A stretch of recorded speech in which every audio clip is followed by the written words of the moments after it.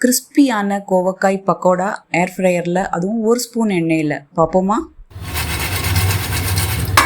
First இதுக்கு கோவக்காய் 200 கிராமுக்கு எடுத்துகிட்டு இது மாதிரி நீல வாக்கில் கட் பண்ணிட்டுருவோம். இது குக்கரில் சேர்த்துட்டுலாம், தண்ணி சேர்க்கணும்னு எதுவும் அவசியம் இல்லை. அப்படி சேர்க்கணுன்னா கூட 1 ஸ்பூன் அளவுக்கு தண்ணி சேர்த்தாவே போதுமானது. இதை மூடி அடுப்பில் ஏற்றி 2 நிமிஷம் மீடியம் ஃப்ளேமில் வேக வச்சு எடுத்துக்கலாம். விசில்னால் 1 விசில் போதும்.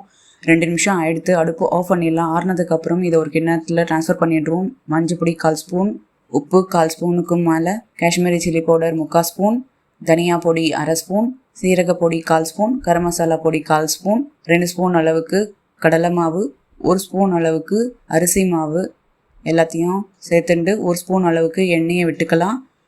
4 பல் பூண்டு இது மாதிரி க்ரஷ் பண்ணிட்டு சேர்த்துக்கலாம். நீங்கள் தேவைப்பட்டால் ஜிஞ்சர் கார்லிக் பேஸ்ட் இருந்தால் கூட சேர்த்துக்கலாம். எல்லாத்தையும் கலந்து 5 நிமிஷம் ஊற வச்சுடுவோம். அதுக்குள்ளே ஏர் ஃப்ரையரை ப்ரீ ஹீட் பண்ணிப்போம். 2 நிமிஷம் 180 டிகிரிஸில் வச்சுட்டுலாம்.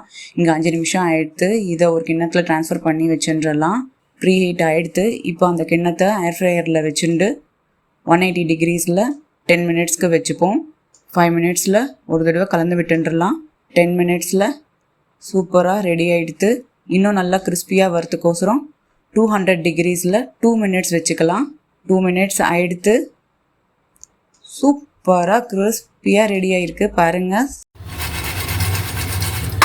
நம்மளுடைய கிறிஸ்பியான கோவக்காய் பக்கோடா ரெடி.